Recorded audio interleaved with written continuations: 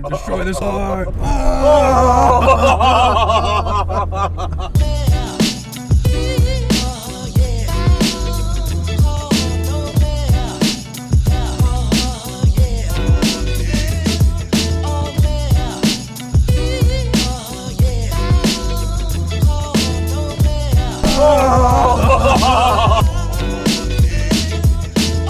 Hey guys, it's Sean, Autotopia LA, and man, look at this. It's raining in LA. Do you see the raindrops?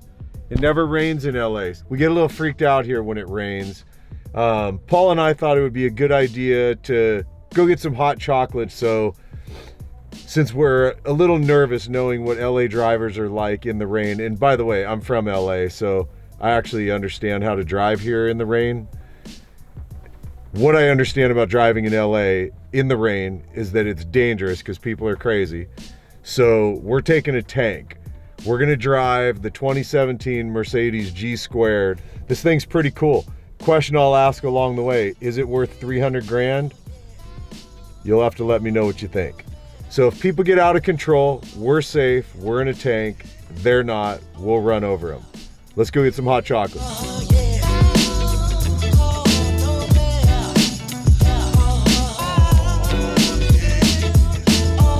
Some designer foofy place that matches up to the dollar amount of the car we're driving, or do we just do up a Starbucks? I'd like to pay $20 for my hot chocolate, please. Would you? We can do that. No. I know a place where we can do that. I think we'll go to the local Starbucks and get us some hot chocolate. So here's a couple of quick specs for you guys on this thing. This is actually how it comes from Mercedes, which is super cool. They basically take a Mercedes G-Wagon, G550, and they put it on friggin' steroids. Same motor, you got the 4-liter V8 twin turboed, producing, 416-ish horsepower. Torque's not bad, 450 foot-pounds of torque.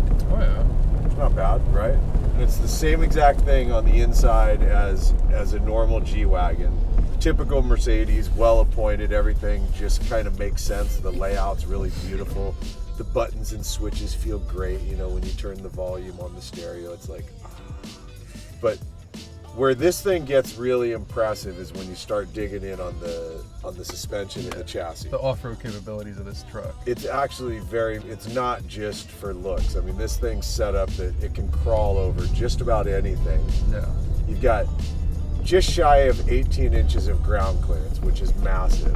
It's because of the portal axles, which, if you guys don't know what portal axles are, there's drop axles, which is down low. There's portal, which is set up above the center, which helps to increase ground clearance. So this thing has literally 17, if I remember correctly, I think it's 17.2 inches of ground clearance, which is substantial. I feel comfortable rolling over just about anything in this thing. How high is this truck? It's 88 inches tall. Do the math on that. 8 inches tall. That's right. And we're parking in a compact spot. That's what we get in LA, by the way. Oh wait, not only that, I'm parking in a clean air electric vehicle compact spot.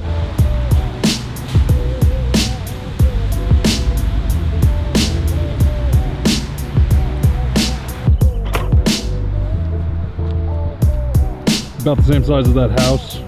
Alright guys, the rain's mellowed out a little bit. I'm not so nervous. I know it's still coming down. I feel like if you look really closely, there's a drop or two still falling. I mean, look at this, you guys. There's puddles that were, I'm sure a while ago, were bigger puddles. Look at this. Look at this. Danger. Look at that. So we're okay right now. I'm feeling pretty confident by the end we'll still be here and safe.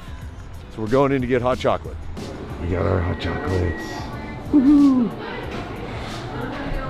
When I first saw the G-Squared, I thought, oh, it's a G-Wagon that they just lifted or something, But it's far from just lifted. The other thing I love about it is how they did the carbon fiber stuff on the fenders and quarters, the big wide extensions that are there, and it's all carbon.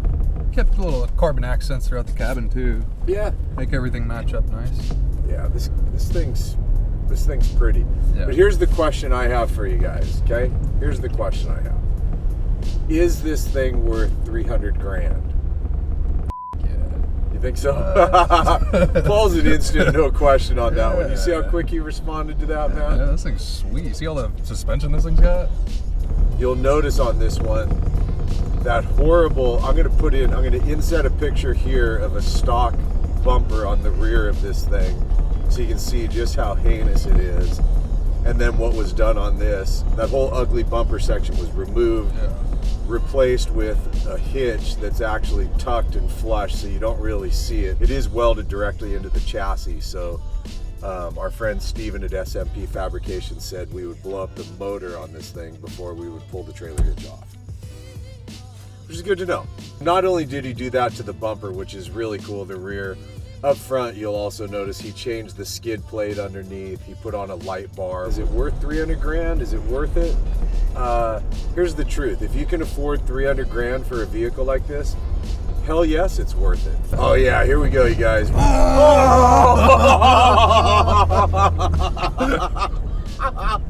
right, guys, we're making one more pass to see if we can hose another car. Oh, there's a guy on a bicycle. Oh, no, dude. No.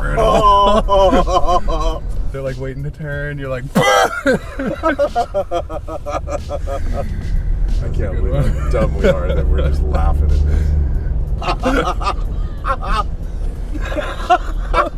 That was horrible. he's all waiting for it.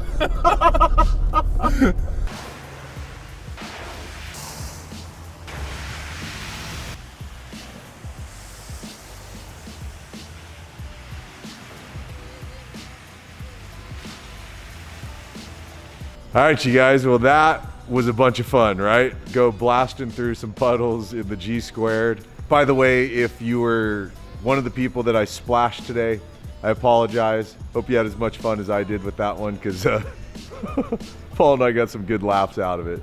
I love what we get to do here at Autotopia. We get to drive just so many cool vehicles. This is just yet another one of them. Hope you guys had a good time with us in this one. As always, got to say thanks for hanging out and supporting the channel. I really appreciate it.